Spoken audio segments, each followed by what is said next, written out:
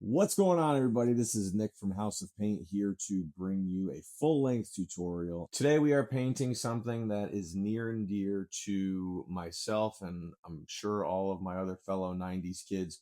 We are going to be painting a 3D Gengar trading card. If you remember pulling that first holographic or battling with your friends on the playground, this project is bound to have all of those childhood memories rushing up. We will explore thin layering, smooth color transitions, and how to produce a pretty cool spectral effect. Before we get started, again, just a quick shout out to Nostalgic 3D Models who produced this 3D trading card and all the rest like it. We'll link them in the description and plug them. They have a ton of socials, including a Patreon, in which you can get exclusive tutorials by me. So yes, I would go check that out as well. But without further ado, let's get started on this 3D Gengar trading card.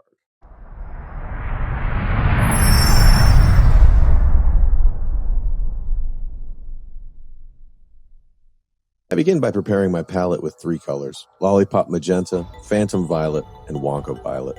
From these, I create a mixture of Phantom Violet and Lollipop Magenta, which I then apply selectively across Gengar's form. This mixture establishes an underglow, placed on the areas of his body closest to the phantom flames from which he emerges.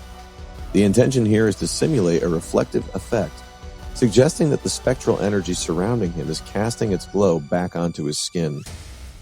It's important to apply these layers as thin coats, gradually building the effect so that the glow appears natural and luminous rather than overpowering.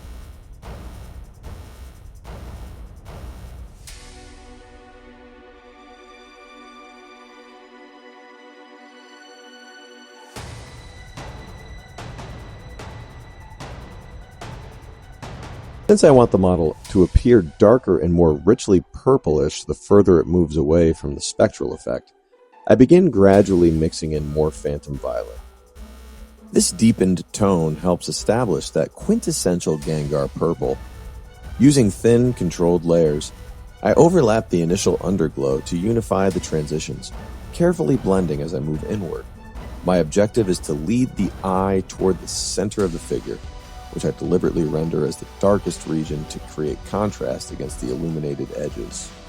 At this stage, it becomes evident that another layer of my initial mixture is required to strengthen the underglow effect. I return to the combination of Phantom Violet and Lollipop Magenta, applying it once more to the areas nearest the phantom flames. It's important to remember that these coats should remain thin.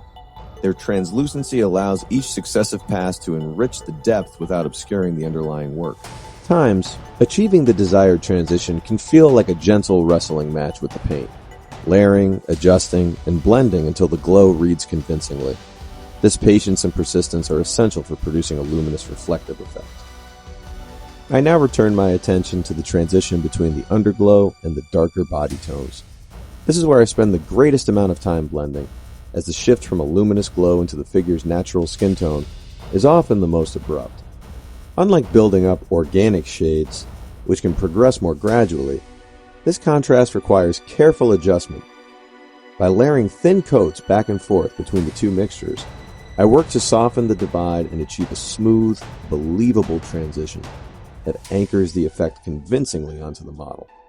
Now that I'm satisfied with the transition, I begin incorporating Wonka Violet into the mixture. This addition enriches the hue while maintaining harmony with the earlier tones. I apply it progressively as I move further away from the spectral effect, allowing the figure's surfaces to deepen in color. Each layer is placed with intention, ensuring the sense of reflected light diminishes naturally into Gengar's darker body tones, strengthening the illusion of distance from the source of the glow.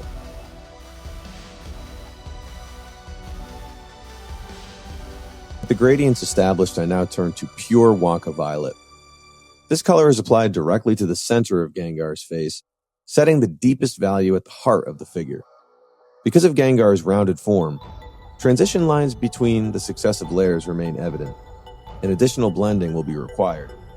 At this point, the focus is on anchoring the central tone, while recognizing that the true finish comes only after carefully softening these boundaries to achieve a seamless flow from the illuminated edges to the model's core.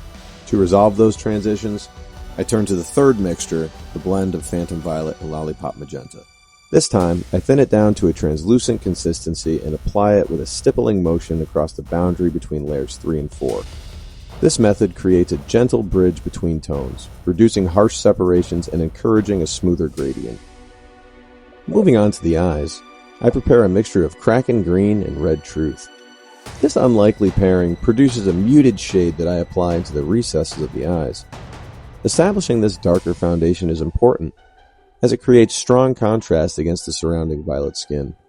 The purpose here is to ensure the eyes stand out distinctly, giving them the vibrancy and definition necessary to pop against the richness of Gengar's body tones. Next, I move to a layer of pure Red Truth, applying it carefully across the eyes. I work in a horseshoe formation, leaving a deliberate gap around the central pupil. This reserved space is essential, as it will later hold the brightest highlight. By shaping the red in this way, I build both structure and depth within the eyes, ensuring the highlight has maximum impact when applied. For that highlight, I introduce Cyber Yellow into the Red Truth, creating a brighter, more luminous mixture.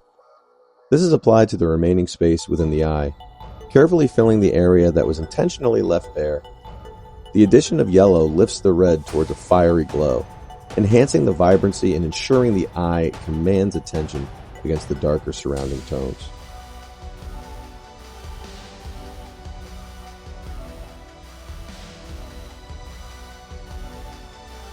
I prepare a mixture of Blushing Flesh and Elven Flesh and apply it as a base coat across the tongue, establishing a light foundation for the layers to follow.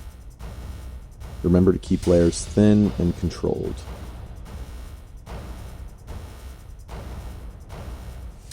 I gradually mix in more Elven Flesh and apply it to smaller areas of the tongue, reducing the coverage with each pass to build a natural highlight.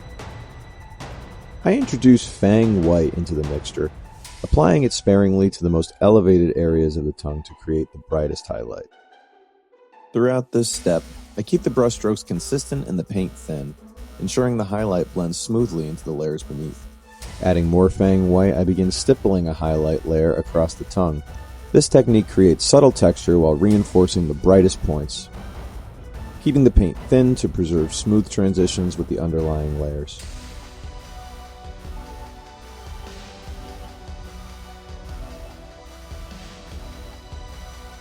I mix a touch of Blushing Flesh with Lollipop Magenta to create a very translucent shade.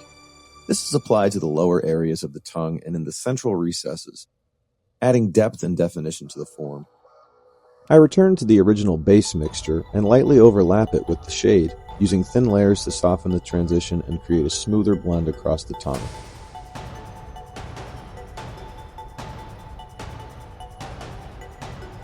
I then apply pure Fang White in small touches across select areas of the tongue, adding a final hint of shine to emphasize its moist, reflective surface. With Zombie Flesh, I begin to address the teeth. I take care not to cover the natural divide between them, instead focusing on painting each tooth individually to preserve their separation and definition. Adding Fang White to the Zombie Flesh, I use this lighter mixture to pick out highlights on each tooth, bringing out their shape while keeping the effect subtle and natural.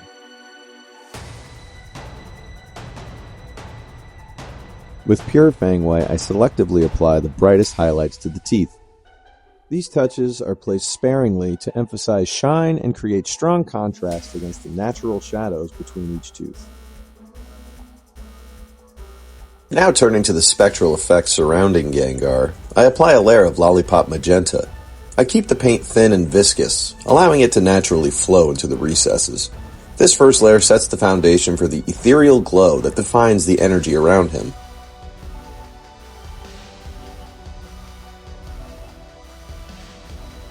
I add a touch of intensity ink to the Lollipop Magenta to enrich the saturation and enhance the vibrancy of the pink.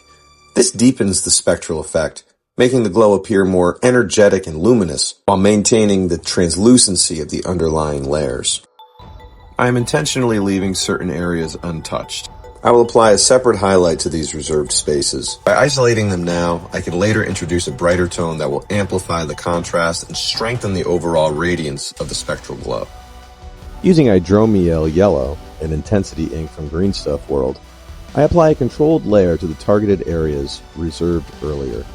This brightens the most prominent sections of the glow, creating a vivid transition from the deeper magentas to a radiant, fiery yellow that enhances the energy surrounding Gengar. I carefully blend it into the pinks using thin but controlled layers. Next, I take Hive Dweller Purple, a speed paint, and apply it across the card area. I prefer this paint for its fluid consistency. It seeps naturally between the text while maintaining a bold, even coloration. This creates a rich background tone that complements the spectral energy surrounding Gengar. I then apply a light pink layer along the edges of the card. This serves as a foundation for the yellow that will follow, ensuring a smoother and more luminous transition when the final color is applied. After a couple coats, I use Cyber Yellow to apply the iconic yellow border of the trading card. The light pink base beneath helps the yellow appear more vibrant and evenly distributed across the edges.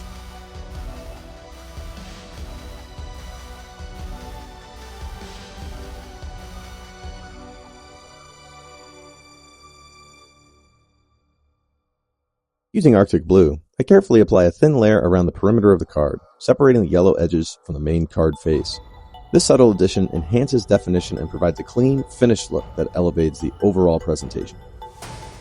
Using a cotton swab, I lightly pick up some ice yellow and gently run it across the raised text on the card's surface. This technique catches only the elevated areas, creating a soft highlight that brings out the lettering without overpowering the surrounding color. For those hard-to-reach areas, I use a number 1 brush and gently graze along the surface of the text. Thanks for watching. I hope this helps you approach your next piece with patience and precision, and maybe a bit of Gengar spirit. Once again, this is Nick from House of Paint, and I'll see you for the next one.